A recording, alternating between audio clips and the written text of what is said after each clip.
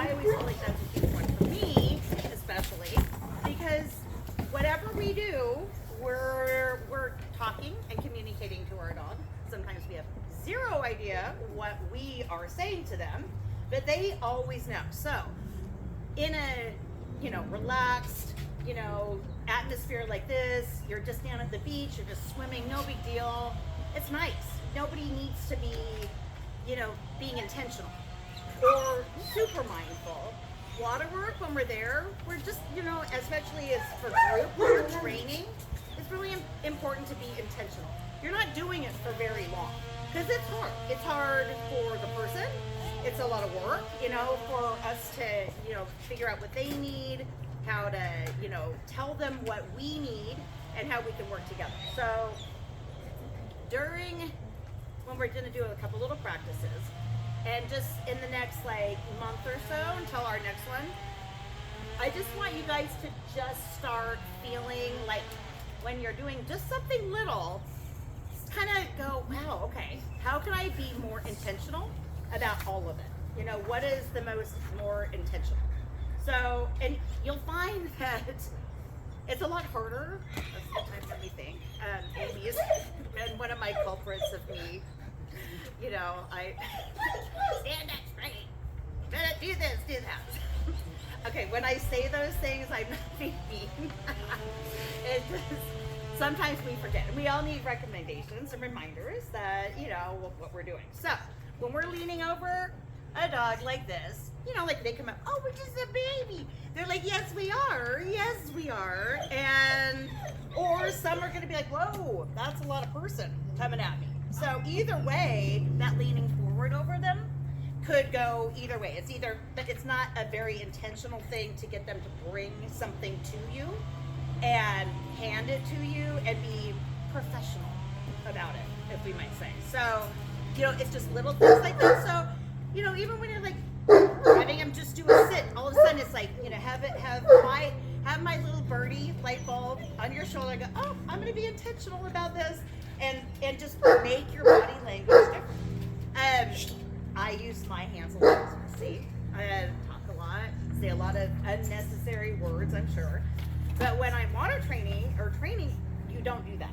And I know for myself, when I start being, gesturing too much, when I start to say too many words, it's because I'm getting frustrated or because I'm getting nervous. The dog is not doing what I'm asking the dog to do. And then we all tend to try harder. So in waterwork cases, especially for our dogs, it's less is more. I mean, if they're going to watch, we want to be intentional. So, just a few times a day. And it's something that we have to work on. I mean, this isn't their problem. So that's why I always bring this up first. This is something that we have to do. That also means that we have to watch what they're telling us. And a lot of times they're going to be telling us things that we might have missed. So if you're saying something, your dog is just like, whoop, and out of here, and keeps walking away, they're frustrated with us. We're not listening to them. So I know that, they're barking. See how much has gotten? Yay. So when we, but that's how we listen to them. Now, they're barking like that isn't excited. When they start, we all know our dogs, and when they start having something different, so we just got to be intentional. But most of the time, it's going to be their body language that we need to watch. So if they're doing this, and they're watching the birds or the squirrels or, something else altogether, and we're jabbing on to them more and more, and by this time, sometimes they get a little, they get louder, or we start, you're not doing it more, we say it, and then they're even more like, so I don't know who this lady is, I want them to go away. So again, we just, oh, did he jump over? There we go. Very smart. I don't know. That was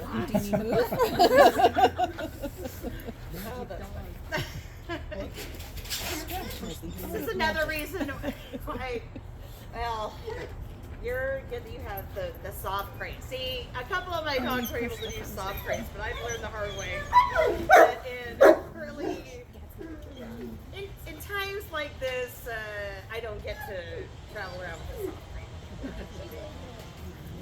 crate. yeah. So it's just one of those things we've gone through, especially at water training, especially when they're like turtles and go out. But it's funny. So anyway, but yeah, I want you to just be intentional. Really think about, again, have the little at least light bulb birdie on your shoulder. Go, oh, I'm going to be intentional about this at this moment. I'm going to do this at this moment. And you'll find that you'll start doing it a little bit more and more, and how different that your dog's going to respond to you. And when you're quiet, they're like, most of the time, because we chatter to our dogs most of the time. We have the TV on, or we have music going, or we have things happening. And so when we're in an environment, especially like this, and we're like, very quiet around them, they're like, I don't know what to do. So, it's like the kindergarten teacher, and then all the kids like, oh, so what's going on? And then look. So it's kind of the same thing with our dogs, and it works for any kind of training method. Again, it's more for us. So that is something that, have the little Elise birdie, and just kind of think about that over the next month, because the next session we're really going to be working on more hands-on training. This right now is for everybody to kind of see dogs to go, okay, this is what we're doing, how to set up, and get all the fundamentals. And again, you're going to be intentional about naming your equipment. So we already named things. I mean, a sit is still going to be a sit, in water work. There's not really, what you're using now to get them to do a specific thing. There's no reason to change that. Nothing needs to be different. You're going to hear other words and commands, though. You're going to see people maybe, using their bodies a little bit different. A very,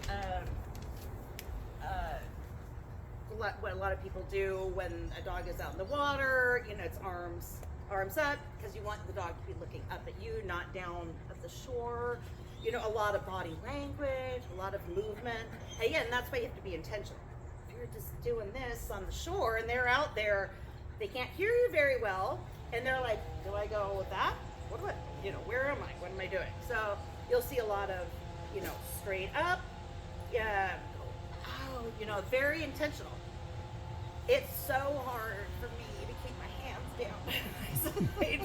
And it's, when they're going out, it's like, get your wiggles out, and then when they start looking back, though, get them down, because they're watching you. The sound is going to be different depending on how far out they are. And you just practice the little things all in between. So again, just remember that, and know when your dog is tired. It's okay to just do one thing that takes 5 minutes and have them go and take a rest. It's okay. Nobody says that anybody has to be, down in the river for 5 hours swimming the entire time. I mean, it's okay. That's fine if they're getting a rest. If you're trying to train, they're not training after that. So we have to listen to our dogs. If our dogs are out there and they're doing something, and then all of a sudden they're just like, okay, especially the non-Newfie people might have a little bit of a different, a little different response as far as how many tries they can do before they're done. And they're like, no, we did it, done it, no more. We got it all down. But for Newfies, usually it's, usually you get 3. And if they did it on 1, then it's probably best to stop, even though it's really hard to stop when they're doing it right. But if you can just kind of, change it up a little bit.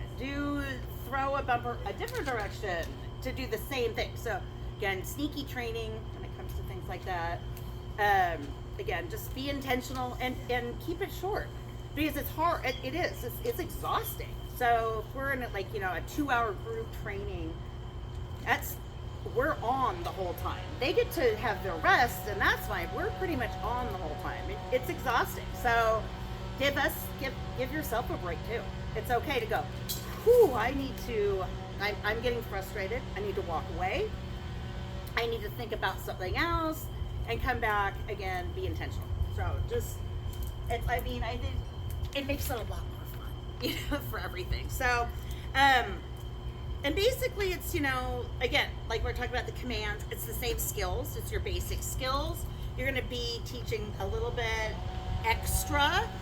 You're going to hear jump, so if they're walking off something like this, and they do a little jump, and they can do that, just anything to kind of click in on land, it's going to help. So you'll find, after they kind of understand the world, they'll get a little more pop, in their step from doing it and just stepping off. So if you have something, in the yard and you're like, hey, come on, let's go, and they'll kind of do it with you. So just have fun with it and just kind of practice. This is what land work is all about, is just you can explore lots of different places and areas. Perfect, thank you. And let's see, where, what else? Yeah, that's because it turned into a dog toy. Yeah. I think, Steve responsible for that. Yeah, so we're just, the commands again with our equipment, which we'll go over and see, and a take, a hold, and a give. I know we talk about that a lot. It's something that's really important. I mean, a retriever needs to know how to retrieve. Basically, your take, your hold, and that's okay. Your take, your hold, and your give is in one word, a fetch. So, a fetch, I have it, I throw it, dog gets it, puts it in their mouth, they bring it back to me and put it in my hand. Or drop it, but the give part is to hand in this case. But that's what your fetch is. But it's really important to teach it in those three different elements, because a fetch is a lot more than just one thing. It's a lot of different things. And your basic skills. So this is where it's a really good opportunity to practice your basic skills of sit, stay. And so you can do those separately too. They're not as much fun. You do want to try a lot. It's okay. And you want to try that a lot separately, but don't overdo those, because you're going to get a lot of that kind of practice. I mean, and it's hard. It's hard for them to sit and stay and do that, especially when you're in front of some water that they want to go and get into. And so they could do a lot of things really well in a very calm environment and kind of not be able to handle it quite so much when you get there. And that's fine too. You want them excited. It's okay. It just practice. It's practice. So, never feel frustrated by the amount of practice that goes into it, because it's constant. I mean, we all have our off days. They have their off days, we have our on days, and everything feels great. And honestly, they make up for all the other ones when you're like, they're never going to sit and stay. They're never going to bring me up the bumper. But they will if you keep on it, I promise. So again, what we're going to do today, we're going to do the demo of, and that's where I'll get the equipment out first. I kind of show how to do what the differences between the takes, the holds, and the gives are. I like to also teach a drop, because I don't always want to touch something slimy that's in their mouth. I drilled the give into my boy Gallagher so hard that he won't drop. And that's just gross sometimes, some of the things that I have to take out of his mouth. So I do highly recommend a drop. Means when I say drop, just put it out of your mouth wherever you be. Give to hand, and sometimes you really want them just leave it out there and take it out of your mouth because it's gross. So I mean, I like to train, like, my dogs like balls a lot, with the chuck it. So they'll never feel like you're stuck, with just any of this certain water equipment to play with in the water. I mean, you can do this with anything. Now, if you're going to do for our exercises and, and follow like that, yes, we want to use the equipment. But for having fun, which I always call just sneaky training because it's just fun, and you're kind of doing the same thing, use a lot of different equipment. Use toys, go to different places.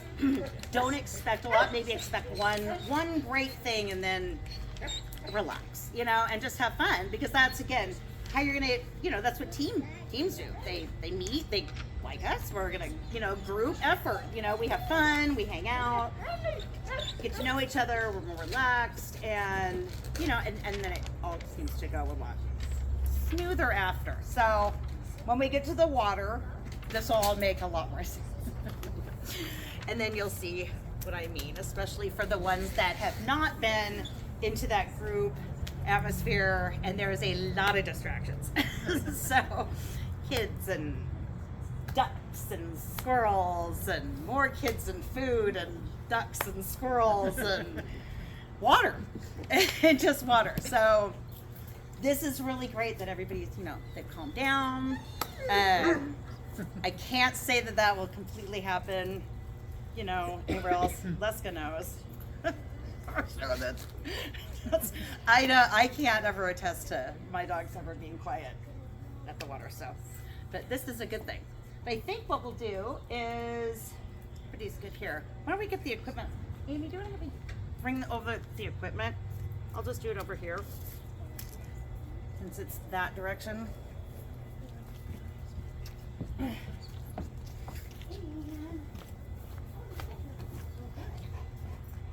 Here, you can take that one. Whatever it was, it starts with the bag, and then it becomes a bin, and then it becomes a couple bins, and then it becomes a house. Then you try to consolidate. A garage full. And yeah, and then after you consolidate it, then you have to get more. Oh, or your dog gets it. Cyber likes to get into the garage. Okay, so I don't know if anybody's seen these. These are the most awesome fans because you can put the battery on them, or you can plug them in. These are fantastic for warm days to sit outside in the crate or in the car. So just so you guys have seen it. They also have ones that you can put over, that's a Ryobi, there's several manufacturers of them. And then they have some that are, you put on top of a water bucket, and it's a mister as well. So anyway, they're great things to have. Okay, so for WD, which is Water Dog, is the first title. So that's the first level, so the junior level. And for that, this is one of many bumpers. This is Gadsby's bumper. This is Gallagher's bumper. Let's see, this is the bumper to pull the boat with. This is, let's see. This was Choo Choo's bumper. And Aveline's bumper is in here somewhere as well. We got a couple of these. So somebody was asking, you guys were asking what bumper? Yeah. It really depends on, oh, here we go. And there's Aveline's. So these have been our favorites. And the dogs know, and then that's Kennedy's bumper. Yeah, Kennedy's favorite. And so, yeah, these have been. You got a bumper too for your doggy? That's awesome. Some dogs, some dogs love a bumper like this. My dogs don't like these kind at all. So if I even tried to give this, just It's just so, some really enjoy, oh, well, it's the kind of Fiverr has. Do you have that big squishy one? Yeah. Fiverr, hates these. Fiverr has a big, huge one that's like foam.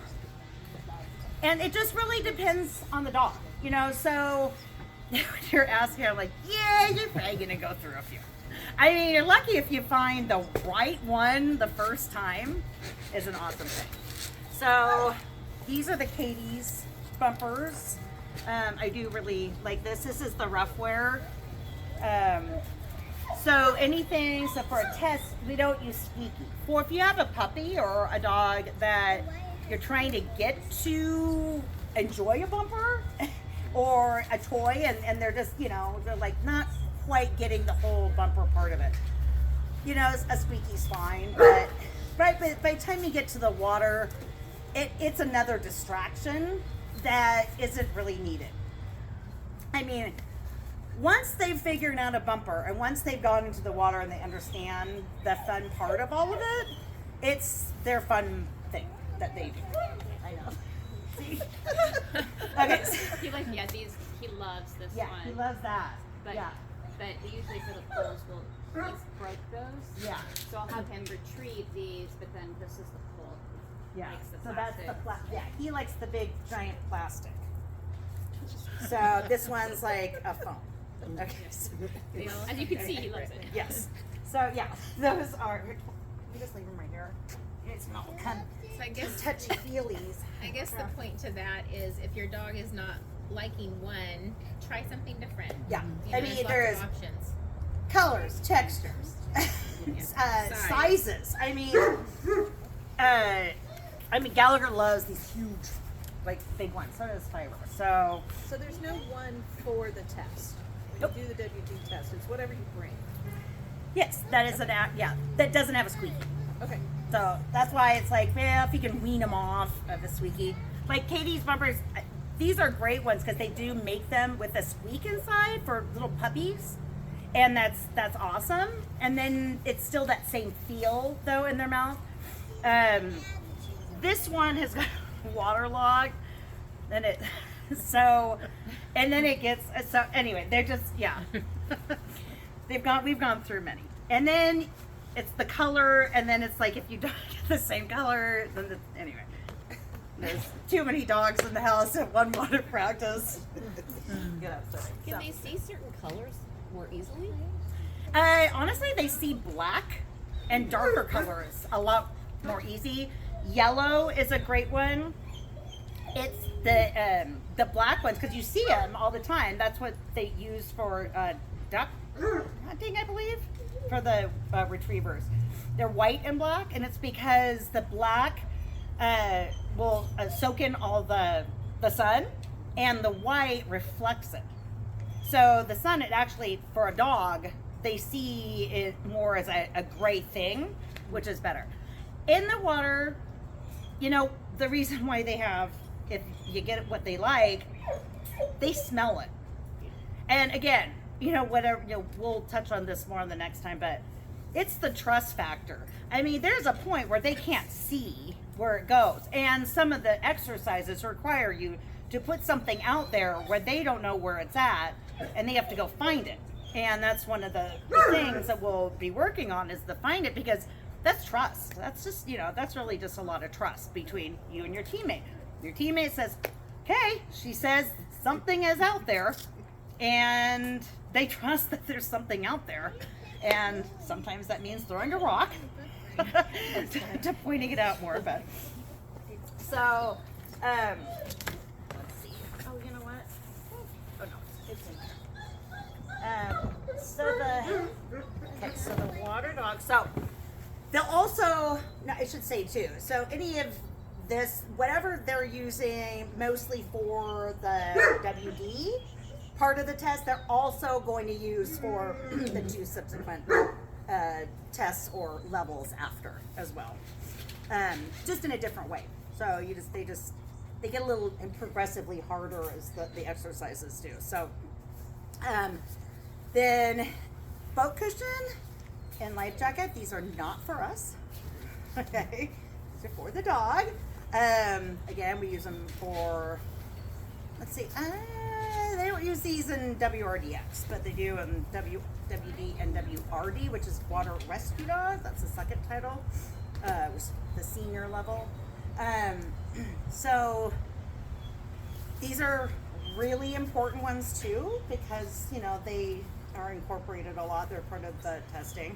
And these are great for them to have fun, you know, they have to get them. So these are really fun, you know, for them. So when you're thinking toys, I mean, we'll incorporate, you know, something for the test as a toy. I like the yellow ones. Mostly they come yellow, white, green, and orange. Red. And again, for it's funny. A lot of dogs will not use another dog's equipment. So you might have forgot yours, and they'll be like, that's not my spit. It's kind of funny that they would know, even though it's in the water. But so yeah, these are important ones. Those ones are great to get on Amazon. They have packs of them. I don't know what they'd be right now. And let's see. Okay, so okay, this is my knotted rope. Gallagher loves this thing more than anything, and then Gadsby now is in love with it. So I made it. If you can tell, it's gone through a few years. But anyway, you'll need a knotted rope. Here's another one. They really like this one. So the little knotted rope. Have you ever learned how to actually tie? Did you actually tie? There's actually a video on our club page of how to make a knotted line. Yes. It's on their YouTube video. I have never conquered it, and so I just buy them like this and zip tie them. Yeah, you can go to Home Depot and get them. That is my cheat. But yeah, we do have it on our page, don't we? Yeah, we do. So with that, okay, here's one. Oh, here's one that's actually done.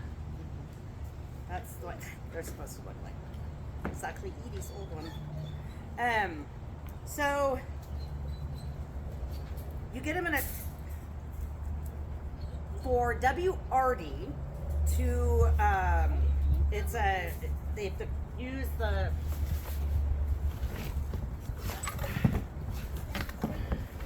so here is this is for WRD. Again, if you know your dog is really enjoying the water and doing really well, like retrieving and doing all that stuff, I highly recommend you buy the equipment for everything, because they're going to get bored. And in your first season, again, if your dog is doing really great and they're going to use it, it's just another fun thing to do. I mean, kids especially, they love to get pulled in by this.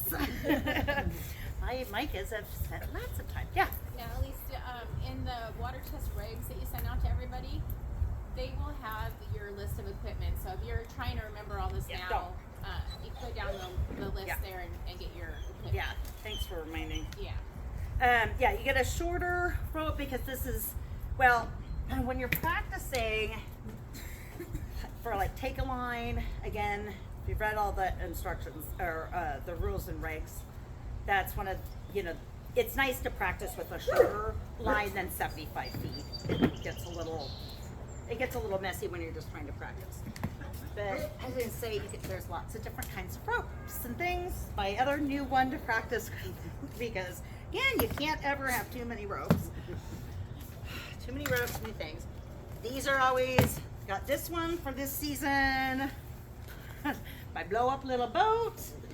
Then they can go and you have the dog pull it in. I mean, these are awesome, fun, kids love it.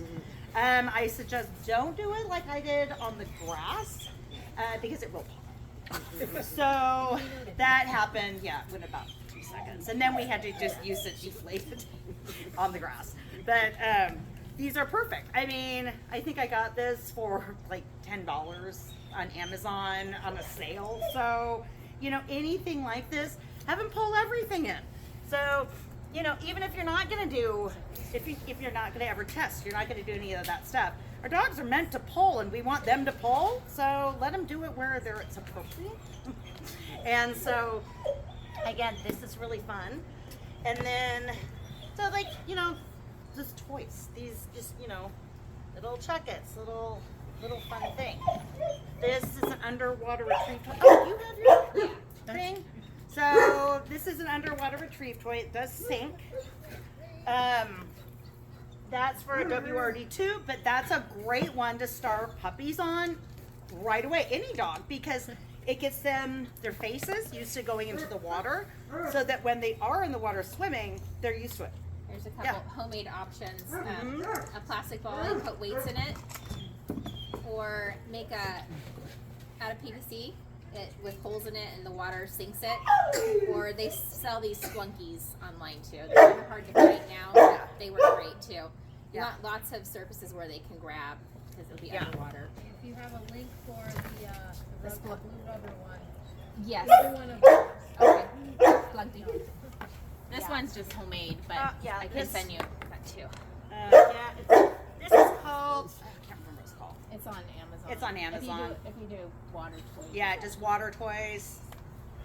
Anything that will sink. This one, yeah. So these are, you know, they're colorful enough. They don't look like the rocks. So if you're in the river or where the rocks are, they look just different. Some places looked a little bit too much like the rock underneath. But this one, very different shape, different texture, and just take a bowl of water. Our newts don't care. Take a bowl of water and dunk it in and have them get it, you know, and then that's how you start. Do little things like that. Get there, you know, even for our non-news, if they want to be in water swimming and get used to it, there's nothing, you know, it's good. They get used to that on their faces. They don't have to worry. So yeah, things like that. And then we have, these are always awesome, really fun toys. These rubber fish are like the most wonderful things in the universe, and especially if you're trying to get like a puppy, they love these. So when you want to see it. Yeah, because that's really fun, isn't it? Do they float? Yeah. Yes. So when you do it, when you throw them out, they skip. They kind of, whoop, whoop, and so they'll go under, and so it's really fun for the dogs instead of like going in and out and up and down. That's kind of fun, isn't it? Without its mouth. And yes, I think so. The other part of it is our equipment. So we need a life jacket. It's really important sometimes. I mean, now when I go out, if I've forgotten, got the fish.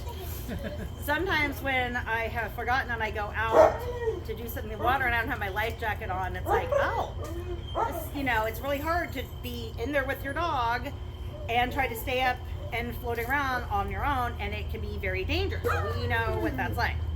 Amy and I were at the river, was it last year? Yeah. And I almost drowned. we were just playing. Yeah. We were playing, and I didn't have a life jacket on. You didn't, and it was a scary situation. Had a kayaker not come to help, I would have drowned. And I'm a strong swimmer, and my dog panicked. So I just cannot emphasize enough to wear a life jacket. They get on you and claw. If they panic at all, you go down, and it's scary. It's not a fun feeling at all. And then you're trying to kind of do that with them. It's just wear a life jacket, and I mean, honestly, it's so much better. Plus, you want to have them tow you in. You know, that's a really great one. So, that's another thing. When you're just in, in the next one, do a lot of holding up their back end. Can you use hugs out? We're going to use you as an example since you're out. Come here, buddy. Come here. Buddy. Yeah, this is going to be fun. So in the day, you're just, see,